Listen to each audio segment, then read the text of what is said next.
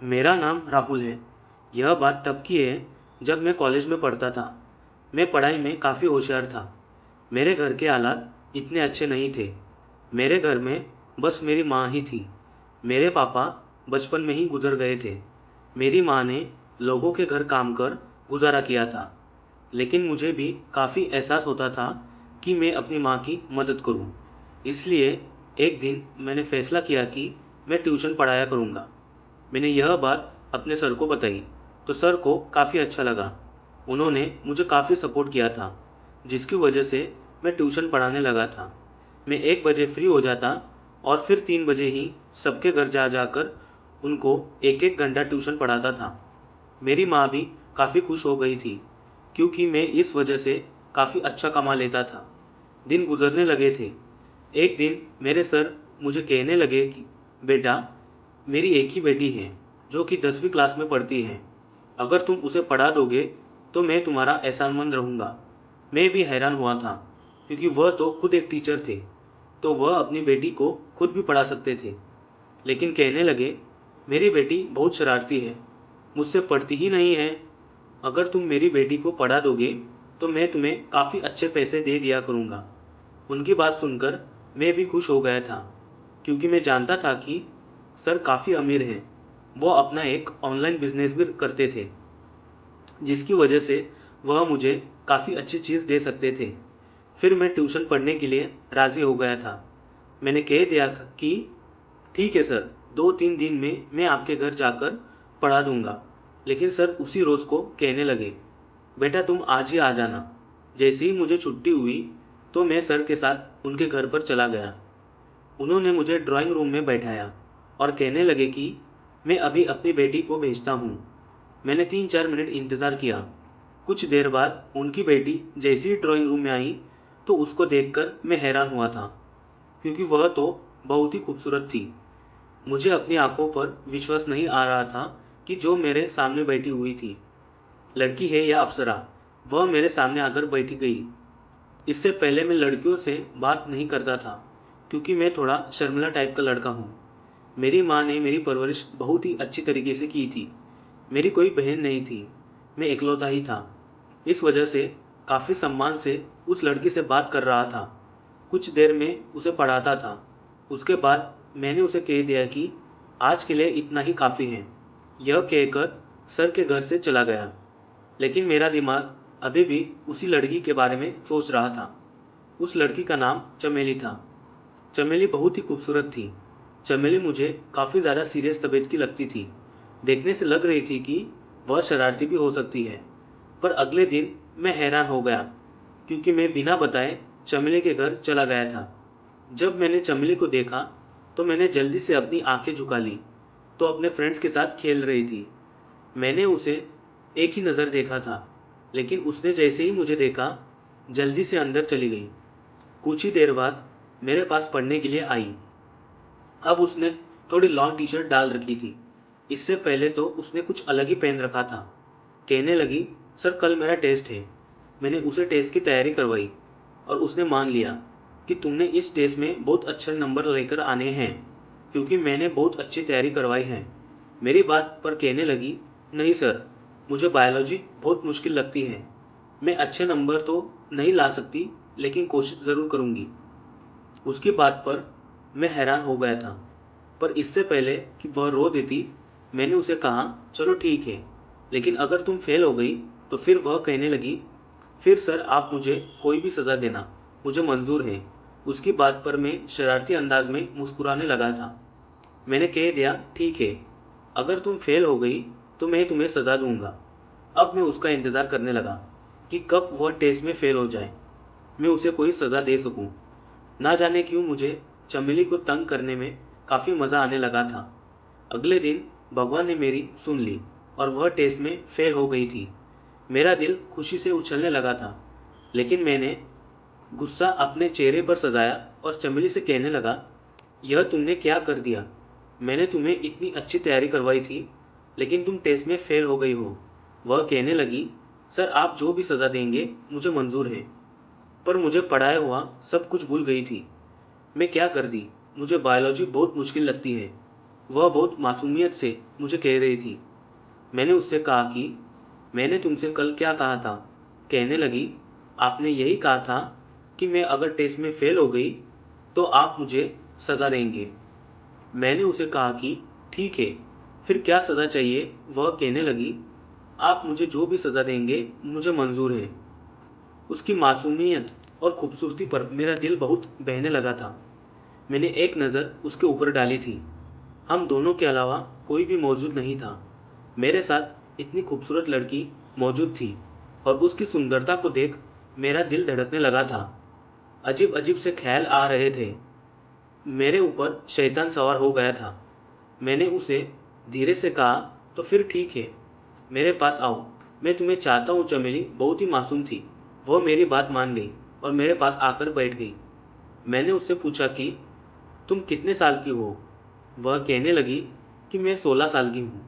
वह 16 साल की थी और मैं 21 साल का था। मैंने उसे कहा कि मैं तुम्हें कोई भी सज़ा दूंगा, तो क्या तुम अपने घर वालों को सज़ा बता दोगी?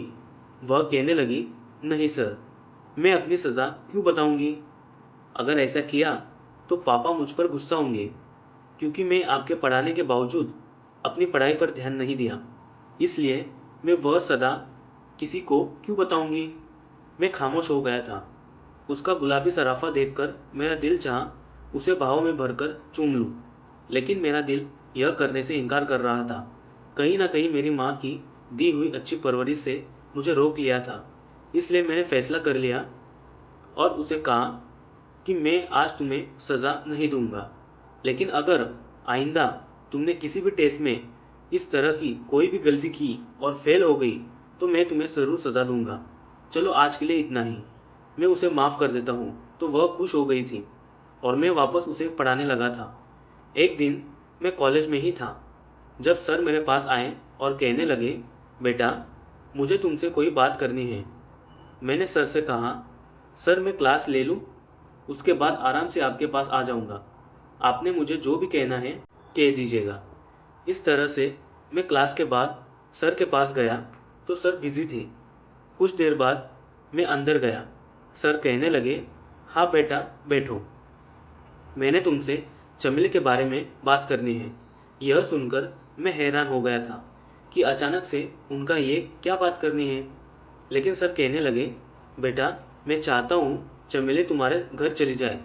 उनकी यह बात सुनकर मैं हैरान हो गया था कि आखिर वह ऐसा क्यों चाहते हैं। सर कहने लगे, बेटा, मैं तुम पर विश्वास करता हूँ।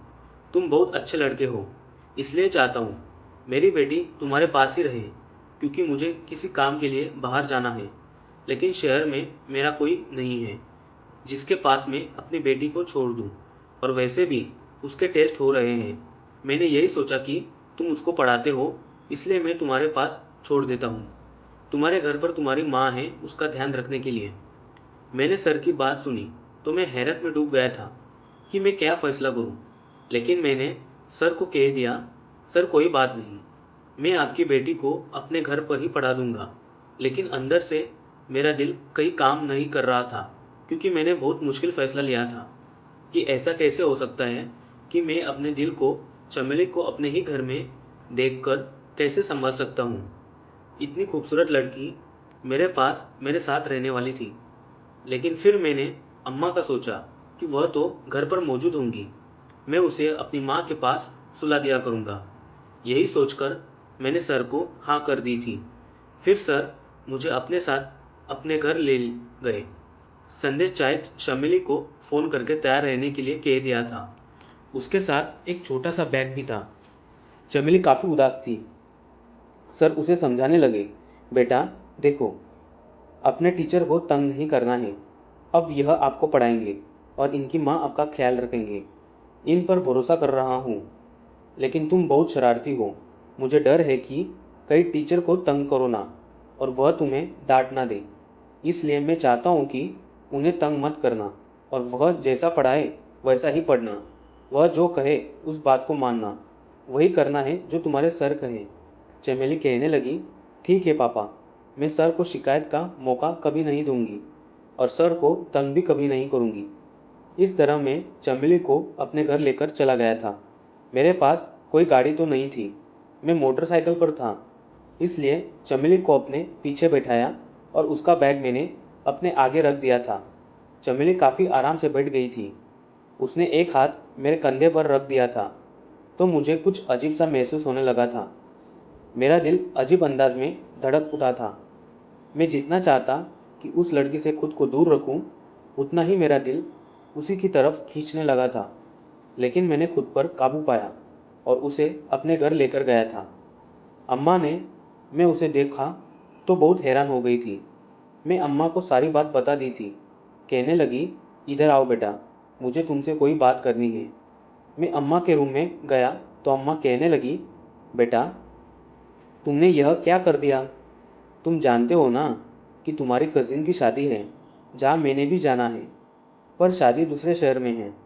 मैं 3-4 दिन बाद जाऊंगी और अब तुम चमेली को लेकर आ गए, तो अब वह अकेली कैसे रहेगी? अम्मा की बात सुनकर मेरे दिमाग में आया, मैं तो भूल ही गया था, उनको तो एक शादी पर जाना है। अब मैं क्या करूं? मुझे काफ़ी अजीब लग रहा था, लेकिन मैंने खुद को समझाया। अम्मा को कहने लगा, आप इस समस्या का हल निकालिए। अब ऐसा नहीं कर सकता कि चमेली को वापस भेज दो, क्योंकि चमेली के पापा चले गए हैं और अगर मैंने सर को अब इनकार किया तो उन्हें अच्छा भी नहीं लगेगा। इसलिए ऐसा करते हैं कि आप शहर चले जाइए, मैं चमेली को संभाल लूँगा।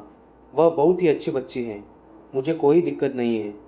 माँ कहने लगी, नहीं नहीं, ऐसा नहीं कर सकती, मोहल्ले के लोग बातें बनाएंगे। मुझे गुस्सा आ रहा था। मैंने कहा, माँ, आप मोहल्ले वालों की बातों पर कब से विश्वास करने लगी? आपको पता है ना कि मेरी नीयत क्या है? क्या आपको अपने बेटे पर भरोसा नहीं है? आप ऐसा करें, आप आराम से शादी में जाइए, सब कुछ मुझ पर छोड़ दीजिए, अपने बेटे पर छोड़ दो। आपके परवरिश पर कभी दाग नहीं आने दूंगा। मेरी माँ को मुझ पर विश्वास था और मुझ पर विश्वास करते हुए वह भी शादी के लिए चली गई थी। अब इस घर में मैं ही था और मेरे साथ चमेली थी। वह मुझसे पूछने लगी, सर, आपकी माँ कहाँ गई? मैंने कहा, उन्हें कुछ काम था, रात तक आ जाएंगी। मैंने उसे कुछ भी नहीं बताया और यही कहा कि अम्मा काम से गई हैं, वह जल्दी ही वापस आ जाएंगी। मैं चमेली को पढ़ाने लगा था। मैंने उसे बायोलॉजी समझा दी थी, लेकिन उसे समझ नहीं आती थी। वह कहने लगी, सर, कल तो छुट्टी है, मुझे स्कूल नहीं जाना है, इसलिए बाकी का आप मुझे कल पढ़ा देना। मुझे भी याद आया कि कल तो छुट्टी है और मुझे भी स्कूल नहीं जाना था, क्योंकि हमारे कॉलेज में एक स्पोर्ट्स डे होने वाला था, इसलिए मैंने छुट्टी ही कर ली थी। अब मैं हैरान हो गया था। मैंने चमेली को कहा, ऐसा करते हैं कि तुम सो जाओ, क्योंकि वैसे भी कल छुट्टी है, तो मैं तुम्हें बाकी सारा कल पढ़ा दूंगा। चमेली कहने लगी कि ठीक है। मैंने उसको रूम का रास्ता दिखाया तो वहाँ चली गई, लेकिन फिर अचानक ही उसे मेरी माँ का ख्याल आया। वह कहने लगी, सर, आपकी माँ तो अभी तक नहीं आई। मैंने कहा, मैंने सिर्फ बहाना बनाया और कह दिया कि अम्मा रात को आ जाएंगी, वह बस पास ही आ गई थी, वह बहुत जल्दी आ जाएंगी। उसे मेरी बात पर विश्वास आ गया था, लेकिन अंदर से भी मैं भी परेशान था, क्योंकि मुझे अब लगने लगा कि मुझे ऐसा नहीं करना चाहिए था। मुझे उससे झूठ नहीं बोलना चाहिए था, लेकिन मैं मजबूर था। मैं नहीं चाहता था कि चमेली को पता चले कि इस घर में हम दोनों अकेले हैं और उसके दिल में मेरे लिए बस गुमानी पैदा हो। हमने रूम में जाकर लेट गई थी। अपने रूम में आ गया। मैं गहरी नींद में था कि तभी मुझे ऐसा लगा कि जैसे अचानक आधी रात मेरे रूम का दरवाज़ा खुल गया था। मेरे रूम में अंधेरा था। मुझे ऐसा महसूस हुआ जैसे कोई मेरे बिस्तर पर आकर लेट गया हो। यह देखकर तो मेरे होश ही उड़ गए थे। अचानक मुझे चमेली का ख्याल आया। मैंने जल्दी से अपने रूम में मौजूद हल्की लाइट ऑन कर दी, लेकिन जैसे ही मेरी नज़र चमेली पर पड़ गई तो मैं हैरान हो गया था। मेरे बिस्तर पर चमेली लेटी हुई थी। मैंने कहा, चमेली, यह क्या हरकत है? तुम यहाँ पर क्या करने आई हो? अपने कमरे में जाओ। वह कहने लगी, सर, बुरा मत मानना, लेकिन मुझे अंधेरे में और अकेले घर में सोने की आदत नहीं है। मैं कभी अकेली नहीं सोई। जब भी सोती हूँ, पापा के रूम में ही सोती हूँ। मैंने अपना बैग पापा के रूम में ही लगा रखा है। और अगर मैं गलत नहीं हूँ तो मैं यह भी जानती हूँ कि इस घर में मेरे और आपके अलावा कोई भी मौजूद नहीं है। लेकिन मैं क्या करूँ? मुझे अकेले घर में डर लगता है। मैं अकेली नहीं सो सकती, इसलिए मैं आपके पास आऊँगी। मैंने उसके बात सुनी तो उसके पागलपन पर मेरा जी चाहे अपना सर दीवार पर मार लूँ। यह कैसी लड़की है जो मेरे साथ रहने में शर्म महसूस नहीं कर रही है? मैंने उसे कहा, चमेली, तुम इतनी छोटी भी नहीं हो। तुम तो जानती हो ना, हम दोनों एक ही रूम में नहीं रह सकते। क्या अब यह भी बात तुम्हें समझाना पड़ेगा? वह कहने लगी, मैं जानती हूँ, लेकिन मैं क्या करूँ? मैं मजबूर हूँ। मैं कभी भी अकेली नहीं सोई हूँ। मैं बहुत देर से अकेले रूम में सोने की कोशिश कर रही थी, लेकिन मुझे बहुत ज़्यादा डर लग रहा था। बहुत मजबूरी में मैं आपके कमरे में आई हूँ। मैंने सोचा चुपचाप आपके पैरों की तरफ आकर सो जाऊंगी, लेकिन अकेले कमरे में नहीं सोई। यह कहकर वह रोना शुरू कर चुकी थी। उसकी आवाज़ मुझे अंदर तक बेचैन कर रही थी। मैं जल्दी से कहा, अच्छा चुप हो जाओ, मैं कोई हल निकाल देता हूँ। लेकिन मुझे कोई हल नज़र नहीं आ रहा था। इसलिए मैंने फैसला किया कि एक कंबल निकालकर उसकी जगह अपने बेड से कुछ साइड पर बना दिया और उसे कह दिया कि तुम यहाँ पर सो जाओ, मैं बेड पर सो जाता हूँ। वह कहने लगी, मुझे बेड पर ही नींद आती है, मुझे नीचे नींद नहीं आती। मजबूरन मैंने उसे अपनी जगह दी और वह बेड पर सो गई और मैं नीचे ज़मीन पर कंबल बिछाकर सो गया। मैं अंदर ही अंदर खुद को डांट रहा था। मेरे दिमाग में यह बात आई ही क्यों नहीं थी कि अम्मा शहर से बाहर जा रही हैं। वह घर पर नहीं होगी तो मैं कभी भी चमेली को अपने पास ना लाता। लेकिन अब चमेली मज़े से मीठी नींद सो रही थी, जबकि मुझे ज़मीन पर नींद नहीं आ रही थी। ऊपर से चमेली के सोने का ढंग मुझे और भी डिस्टर्ब कर रहा था। एक तो वह बहुत ही खुले नाइट सूट में थी, ऊपर से कंबल भी नहीं ओढ़ रही थी। पूरा कंबल उतार के फेंक दिया था और बेड पर फैल कर सोई हुई थी। बार बार मेरी नज़र उसके ऊपर उठ रही थी और मेरे दिल के जज्बात बेकाबू हो रहे थे। मैंने जैसे तैसे खुद पर काबू लिया था, लेकिन मैंने सोच लिया था कि अब आगे मैंने क्या करना है। अगले दिन मुझे काफ़ी गुस्सा आ रहा था। चांदनी जल्दी उठ गई थी। उसने लाइट ऑन कर दी थी। मैंने उससे गुस्से से कहा, यह क्या हरकत है? मैंने फैसला कर लिया था कि मैं अब उसे डांट कर ही रहूँगा और उसे इतना डांटूंगा कि उसे पता चल जाएगा कि उसने क्या क्या किया है। इसी तरह जैसे ही मैंने उसे पढ़ाया शुरू किया तो मैंने उसे कहा था, उसे एक टॉपिक बार बार याद करने कहता था और जब उसे याद नहीं हो रहा था तो गुस्से में मैंने उसे एक चांटा भी मार दिया था। अपना गाल पकड़ती हैरत से मुझे देख रही थी।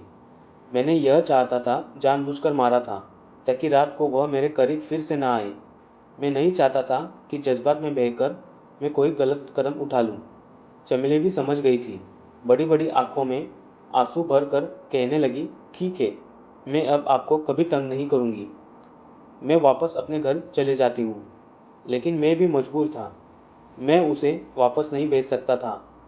3 दिन ऐसे ही गुजर गए थे। मुझे बहुत बुरा लग रहा था। लेकिन उसके बाद चमेली ने अपने पापा को बता दिया। लेकिन सर ने मुझे कुछ भी नहीं कहा था, बल्कि शर्मिंदा थे और कहने लगे कि मैं माफ़ी चाहता हूँ। मैं जानता था कि मेरी बेटी शरारती है और कोई ना कोई ऐसी हरकत ज़रूर कर देगी। मैंने सर को कहा कि कोई बात नहीं, मैं जानता हूँ चमेली अभी छोटी बच्ची है, नादान है, उसे समझ नहीं थी, इसलिए मैंने भी उसे इजाज़त दे दी थी। लेकिन अगले दिन सर ने कह दिया कि अब चमेली तुमसे नहीं पढ़ेगी, उसके लिए कोई लड़की का इंतज़ाम करूँगा जो उसे पढ़ाया करेगी और तभी वह उससे डर कर पढ़ेगी। इस तरह अब वह मुझसे नहीं पढ़ती थी, लेकिन मेरा गुजारा तो फिर भी चल रहा था। मैं धीरे धीरे चमेली को भूल गया था, लेकिन दिल के किसी कोने में वहाँ अभी बची हुई थी। जब मैंने उसको थप्पड़ मारा था और उसकी आंखों में आंसू चमक आए थे, उस पल को याद करता हूँ तो दिल में एक टीस होती है। मैं नहीं चाहता था कि कुछ वजह से चमेली की आंखों में आंसू आए, लेकिन उस समय चमेली को थप्पड़ मारना ज़रूरी था, नहीं तो वह उम्र जिस हिस्से में थी कभी भी बैठ सकती थी और मैं भी उस समय उम्र के नाजुक हिस्से में ही था। हम दोनों की उम्र बह जाने वाली थी। अगर उस समय में कुछ गलत कर देता तो ज़िंदगी भर खुद से नज़र नहीं मिला पाता और ना अपनी माँ के सामने नज़र उठाकर बात कर पाता। इसलिए मजबूरन चमेली को सही राह दिखाने के लिए उसे थप्पड़ मारना ज़रूरी था। 6 साल का समय गुजर चुका था जब एक दिन मुझे पता चला कि अब वह यूनिवर्सिटी पहुंच गई हो। मैं बहुत हैरान हुआ था क्योंकि उस वक्त मैं बीएससी कर रहा था। मुझसे 6 साल ही छोटी थी चमेली। एक दिन अचानक मेरी नज़र यूनिवर्सिटी के गेट पर चमेली पर गई थी। मैं उसकी खूबसूरती को देखकर मैं हैरान हो गया था। वह छोटी और शरारती नहीं रही थी, बल्कि बड़ी और समझदार बन गई थी। उसे यूनिवर्सिटी की हवा लग गई थी। कुछ लड़के उसके आसपास खड़े थे और उससे बातें कर रहे थे। मैं हैरान हुआ था। मैंने एक नज़र उसे देखा। शायद वह भी मुझे पहचान गई थी, लेकिन वह मेरे पास नहीं आई। मैं बहुत ही हैरान हुआ था कि ऐसा भी क्या नाराज़गी कि वह मेरे पास नहीं आई। कितने दिन ऐसे ही गुजरने लगे थे। मेरा दिल कहीं तड़प रहा था। दिल में दबी हुई चमेली के लिए मोहब्बत फिर से मचलने लगी थी। मैं अब चमेली को रोशनी देखना चाहता था। उसके पास वही 3-4 लड़के होते थे जो उसके दोस्त बन गए थे और यह चीज़ मुझे बहुत बुरी लग रही थी। मजबूरन एक दिन मैं चमेली के पास चला गया। उसे कहने लगा, क्या तुमने मुझे पहचाना? उसने मेरी बात का जवाब नहीं दिया। मैं बहुत गुस्से में आया। उसका हाथ दबोचकर एक साथ पर ले आया। कहने लगी, यह क्या हरकत है? मैंने उसे कहा कि ऐसे इग्नोर करोगी तो मैं यह सब करने पर मजबूर हो जाऊंगा, इसलिए चुपचाप मेरी बात सुनो। चमेली कहने लगी, मैं जानती हूँ, मैंने तुम्हें बहुत तंग किया था। उसकी बात सुनकर मैं हैरान हो गया था। मैंने कहा, मैंने तुम्हें पढ़ाया, क्या तुम इसका बदला ऐसे लोगी? मेरी तुम बहुत इज्जत करती थी, लेकिन अब मुझसे ऐसी बात करोगी? कहने लगी, हाँ, उस वक्त तुम मेरे उस्ताद थे, लेकिन अब तुम मेरे कुछ नहीं लगते और जिनकी मैं नहीं जानती, मैं उनसे ऐसी ही बात करती हूँ। मैं बहुत परेशान हो गया था कि उसे माफ़ी कैसे मांगूं। फिर एक रोज़ मैंने उसकी माफ़ी मांग ली थी। मैंने उसे कहा कि उस समय मेरा तुम पर गुस्सा करना बहुत ज़्यादा ज़रूरी था। अगर तुम पर गुस्सा नहीं करता तो बहुत कुछ गलत हो जाता। तुम और मैं उम्र के जिस नाजुक हिस्से में थे, वह उम्र बहुत ही नाजुक होती है। जरा सी गलती हम दोनों को बर्बाद करके रख देती है। इसलिए मजबूरन मुझे तुम पर गुस्सा करना पड़ा था और तुम पर हाथ उठाना पड़ा था, क्योंकि यह कोई छोटी बात नहीं थी कि एक जवान लड़का और लड़की इस तरह अकेले सोए। मैं तुम्हें इसलिए गुस्सा किया था कि तुम गुस्सा होकर मुझसे अलग सोना शुरू कर दो। मैं भी एक मर्द था, कब तक खुद पर कंट्रोल करता। मैं नहीं चाहता था कि मैं तुम्हारे साथ कुछ गलत करूं, और सच तो यह है कि मैं तुम्हें धीरे धीरे चाहने लगा था। तुमसे मोहब्बत हो गई थी। मेरी बात सुनकर बहुत खामोश हो रही थी, कुछ भी नहीं बोली, लेकिन उसकी आंखों की चमक मुझे बात कही गई थी कि मेरी बात सुनकर बहुत खुश हो गई थी। शायद वह भी मुझसे मोहब्बत करती थी। वह चली गई थी, लेकिन मैं भी खड़ा नहीं रहा और वापस चला गया, क्योंकि अब मैं जानता था कि शायद उसे गलती का एहसास हो जाएगा और वह मुझसे माफ़ी मांगने आएगी। पर दिन ऐसे ही चले गए। चमली तो मेरे पास आई ही नहीं थी। कुछ दिन ऐसे ही गुजर गए। एक रोज़ किसी ने मुझे आवाज़ लगाई। जैसे ही मैंने पीछे देखा तो चमेली थी। वह मेरे पास आई और कहने लगी, मुझे माफ़ कर दो, मुझे यह सब कुछ नहीं करना चाहिए था, लेकिन मैं क्या करती। मुझे आज तक किसी ने ऐसी बात नहीं की थी। जिस तरह तुम बात करते थे, तुमने मुझे पढ़ाया, उसका बहुत बहुत धन्यवाद। लेकिन मैं बहुत ही नाजुक थी। मेरे पापा ने कभी भी मुझसे ऐसे तेज़ शब्दों में बात नहीं की थी, लेकिन तुमने तो उस दिन मुझे थप्पड़ मारा था। तब से ही मैंने फैसला कर लिया था कि मैं अपने पापा को बता दूंगी और मैं तुमसे अब नहीं पढ़ूंगी। और मैंने कहा, सोचा कि अपने पापा से कहकर कोई दूसरा टीचर रखा लूँगी। उसकी बात सुनकर मैं थोड़ा सा मुस्कुराने लगा था। अगले ही दिन मैंने अपनी माँ को अपना रिश्ता लेकर चमेली के पापा के पास भेज दिया था। मेरे सर को भी इस रिश्ते से कोई ऐतराज़ नहीं था। खुशी खुशी इस रिश्ते के लिए राज़ी हो गए थे और ठीक 20 दिन बाद चमेली मेरी दुल्हन बनी। मेरे कमरे में बैठी हुई थी और मैं उसके सामने बैठा था, उसको निहार रहा था और वह शर्म से अपने आप से संधी जा रही थी। मैंने उसको हाथ में थामते हुए कहा, चमेली, अब तुम पूरे अधिकार के साथ मेरे बिस्तर पर मेरे साथ मुझसे चिपक कर सो सकती हो, क्योंकि अब तुम मेरी पत्नी हो। यह कहकर मैंने चमेली का हाथ चूम लिया था और वह भी शर्माते हुए मेरे सीने से लग गई थी। दोस्तों, कहानी कैसी लगी ज़रूर बताना। पसंद आई हो तो प्लीज़ लाइक करना। रोज़ एक नई कहानी सुनने के लिए हमारे चैनल को भी सब्सक्राइब करना। कहानी को अंत तक सुनने के लिए आप लोगों का बहुत बहुत धन्यवाद। मिलते हैं एक नई कहानी के साथ। थैंक यू दोस्तों।